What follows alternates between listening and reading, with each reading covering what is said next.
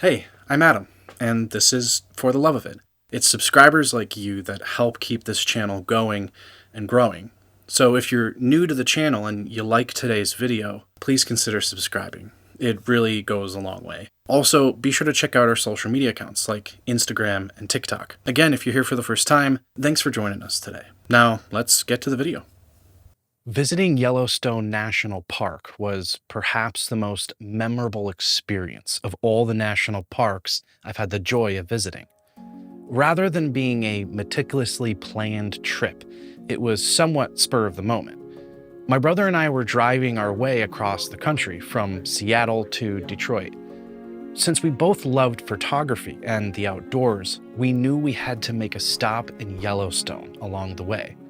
Having made our way to a town just outside of Yellowstone, we booked a hotel and called it a night before heading into the park the following day. We were awake at 4 or 5 in the morning. It was much earlier than I was anticipating, but I would end up being grateful for it. As we drove into the park, the nature around us was only beginning to wake up. Not only did we catch sight of a wolf crossing the road in front of us, but at one point, our car became surrounded by wild buffalo on every side. The scenery and landscapes we captured with our cameras were breathtaking. Not only was the sun just beginning to usher in the day, but also a low fog came rolling over the valley we were in. After stopping at a few locations to take a few photos and admire the scenery, I began to realize something. There was hardly anyone around.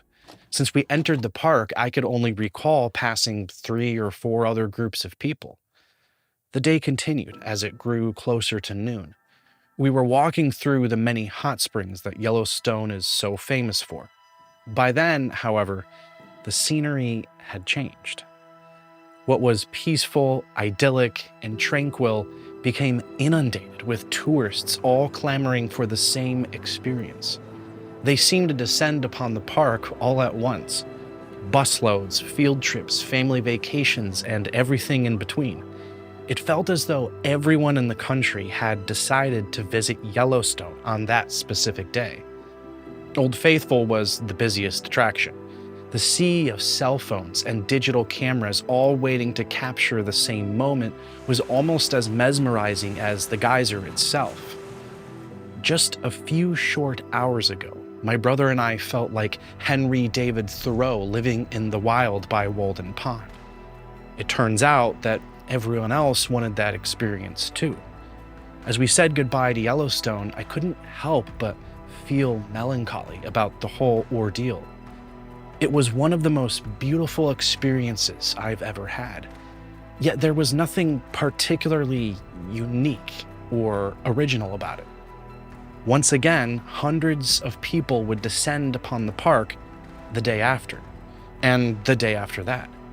Each and every one of them hoping for the same experience, capturing the same photos, and sharing the same memories. In fact, it's probably a familiar scene at every national park, every attraction, every city, every vacation spot. In fact, it's hard to think of anything in your life that isn't shared or sought after by millions of other people just like you. Millions of people listen to the same music you listen to, eat the same food as you, watch the same shows, and even have the same hobbies.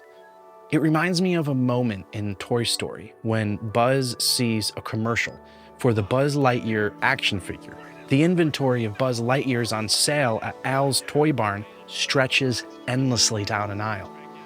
Buzz is devastated.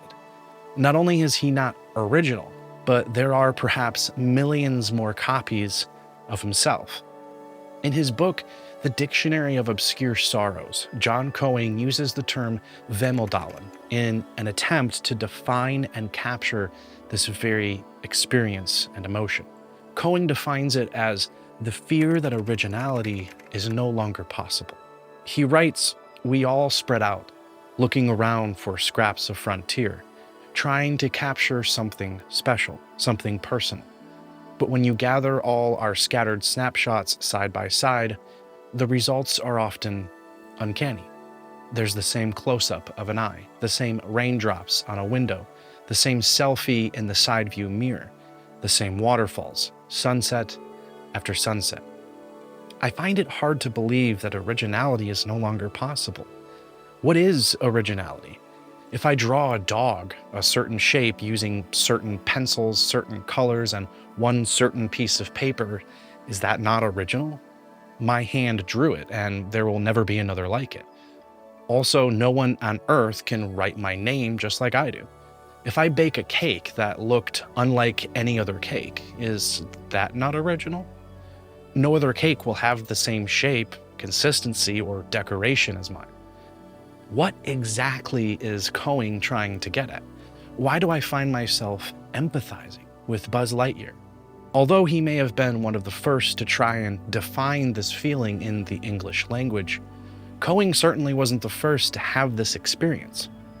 In the 10th century BC, King Solomon of Israel, writing in his old age, says this: "What has been is what will be, and what has been done is what will be done. And there is nothing new under the sun. Is there a thing of which it is said, 'See, this is new'? It has been already in the ages before us. There is no remembrance of former things, nor will there be any remembrance of later things yet to be among those who come after." Solomon, as well as those who would come after him, was highlighting a fundamental truth about the world we live in. The history books are filled with inventions, revolutions, and world events, but in the end, it's all the same in the grand scheme of time and space, in the finite universe we live in. As time goes on, the earth will still be the earth, and every person on it will pass from life unto death just as we have for thousands of years. There is nothing new or unique about this cycle. We are all born into the same world, live lives similarly to those around us, and we all eventually fade into obscurity. How many times has the world felt as though it were on the brink of apocalypse? How many times have wars shaped history? How many people have worked the same kind of job as you, read the same books as you? Just like Buzz Lightyear, we're left walking away, hanging our heads down low as we feel insignificant. And yet, there is significance. There's significance in every morning, which brings with it a new day, wholly more unique than any day before it. There's significance in those things which make your life beautifully unique and different from every other. The way you laugh, the way you smile, the ones you love, the ones who break your heart, and the ones whose hearts you break. The adventures you have, the places you go, and the people you meet. Like the sewing of a tapestry, we are all a part of a bigger story, one that began with the beginning of time and the first words ever spoken. Yet, like a piece of a puzzle, the way we live our lives remains one of the most unique things about us. The pictures that you will take may look just like a million other pictures, but you took it. Paintings by Bob Ross can sell for thousands of dollars. But Bob Ross was by no means the first person to paint a picture of a landscape. Bob Ross's paintings aren't valuable because painting landscapes was an original idea that he came up with. Rather, his paintings are valuable because Bob Ross painted them. He was unique in every way. He and only he was Bob Ross. Many years before Solomon would pen those words, his father, King David, would write this in Psalm 139. "I praise you, for I am fearfully and wonderfully made. Wonderful are your works. My soul knows it very well." David wasn't worried or concerned about whether or not his life was unoriginal or just the same as a million other lives. He didn't see his life that way. Instead, he believed that he was intentionally and artistically made by a creator that didn't just toss lumps of clay into a kiln, but rather intimately, intricately, and lovingly molded each and every lump of clay to be unique, yet just as beautiful as the last. David knew he was loved, not because his value, worth, or meaning was wrapped up in how different or original he or his ideas were, but because of the signature he bore, signifying who created him. Maybe David was onto something. Our value isn't determined by how original we are or aren't. We aren't molded in a factory like Buzz Lightyear. Rather, we were individually and uniquely made, like Geppetto making Pinocchio. And just as Pinocchio was made and known, you too are made and known. And you are more original than you know.